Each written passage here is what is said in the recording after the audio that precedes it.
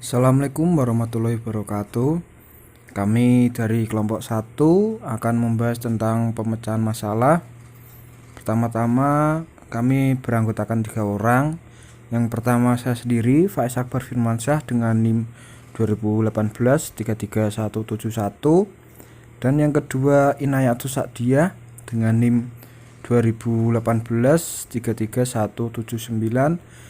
Dan yang terakhir yaitu Anita Firdaus dengan NIM 2018 33199. Oke, mari kita simak materi pemecahan masalah berikut ini. Untuk referensi jurnal yang pertama yaitu kemampuan pemecahan masalah menjadi salah satu tujuan dalam pembelajaran matematika di sekolah, yaitu melatih cara berpikir dan bernalar dalam menarik kesimpulan, mengembangkan kemampuan memecahkan masalah, serta mengembangkan kemampuan menyampaikan informasi atau mengkomunikasikan ide-ide melalui lisan, tulisan, gambar, grafik, peta, diagram, dan sebagainya. Yang kedua, menurut Polya dalam Amir 2009.245, kemampuan pemecahan masalah adalah proses-proses yang ditempuh oleh seseorang untuk menyelesaikan masalah yang dihadapinya sampai masalah itu tidak lagi dapat menjadi masalah baginya. Dan yang terakhir, kesimpulan pemecahan masalah merupakan salah satu kemampuan yang harus dikuasai siswa setelah belajar. Selanjutnya yaitu indikator dan penjelasan indikator. Yang pertama, memahami masalah. Siswa mampu menjelaskan permasalahan yang ada pada soal dengan kalimatnya sendiri. Yang kedua, merencanakan pemecahannya. Siswa mampu menuliskan rumus yang sesuai antara yang diketahui dan yang ditanyakan untuk menyelesaikan masalah. Yang ketiga, menyelesaikan masalah sesuai rencana. Siswa mampu melakukan perhitungan yang diperlukan untuk mendukung jawaban soal dengan benar.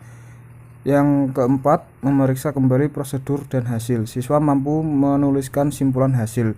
Dan yang terakhir adalah penyelesaian. Contoh indikator 1. Pada percobaan fisika, seorang siswa melakukan pengukuran suhu pada sebongkah es. Suhu es tersebut mula-mula minus 5 derajat Celcius. Setelah dipanaskan, es berubah menjadi air yang bersuhu 3 derajat Celcius. Berapakah kenaikan suhu es tersebut hingga menjadi air? Kemudian di sini ada penyelesaiannya. Suhu es mula-mula adalah minus 5 derajat Celcius. Setelah dipanaskan, es berubah menjadi air yang bersuhu 3 derajat Celcius. Artinya, suhu es mengalami kenaikan, yaitu selisih suhu terakhir dengan suhu mula-mula.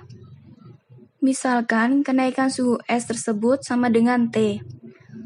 Maka, kondisi ini dapat dituliskan sebagai T sama dengan 3 dikurang minus 5 sama dengan 8. Jadi, suhu es naik 8 derajat Celcius hingga berubah menjadi air. Selanjutnya, contoh indikator 2.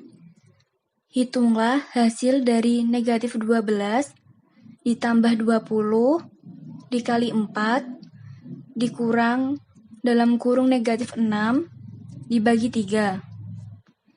Jawabannya yaitu negatif 12 ditambah 80 ditambah 6 dibagi 3 sama dengan 68 ditambah 2 sama dengan 70. Nah, dari contoh soal tersebut, siswa mampu menuliskan rumus dengan benar dan sesuai dengan contoh soal tersebut. Selanjutnya, contoh indikator 2. Pada tanggal 20 September, suhu di Bandung yaitu 28 derajat Celcius, sedangkan di Gunung Bromo 14 derajat Celcius. Berapakah selisih antara suhu di Bandung dengan di Gunung Bromo? Jawab, 28 dikurangi 14 sama dengan 14. Jadi, selisih suhu antara Bandung dengan Gunung Bromo yaitu 14 derajat Celcius. Dari contoh tersebut, siswa dapat memecahkan masalah pada contoh soal tersebut. Contoh indikator 4. Pak Tono adalah seorang pedagang kue. Modal awal dari Pak Tono sebesar 1 juta. Pada hari pertama, Pak Tono mendapat penghasilan sebesar 1.500.000. Kemudian dibelanjakan lagi untuk bahan kue sebesar 750.000. Pertanyaannya adalah, berapakah keuntungan dan sisa uang dari Pak Tono sekarang? Bisa dijawab dengan untuk keuntungan dari Pak Tono 1.500.000 dari penghasilan awal dikurang 1 juta dari modal awal, yaitu 500.000 untuk keuntungan Pak Tono. Sedangkan sisa uang dari Pak Tono adalah 1.500.000 penghasilan awal dikurang dengan 750.000 dari uang belanja kue. Hasilnya adalah 750.000. Dapat diambil kesimpulan di sini, keuntungan dari Pak Tono yaitu 500.000 dan sisa uang dari Pak Tono sebanyak 750.000. Referensi, ada 2 jurnal yang kelompok kami ambil. Yang pertama, berjudul Jurnal Peningkatan Kemampuan Pemecahan Masalah Matematis Siswa Melalui Pembelajaran Berbasis Masalah. Yang kedua, berjudul Analisis Kemampuan Pemecahan Masalah Matematika Siswa Berdasarkan Tahap Polya pada Model Pembelajaran Selective Problem Solving. Terima kasih untuk teman-teman yang sudah menyimak materi PowerPoint dari kelompok 1 yang berjudul pemecahan masalah. Bila ada pertanyaan, silakan bertanya, sertakan nama dan NIM dan pertanyaan yang akan kalian tanyakan kepada kelompok kami. Sekian dari kami. Terima kasih. Wassalamualaikum warahmatullahi wabarakatuh.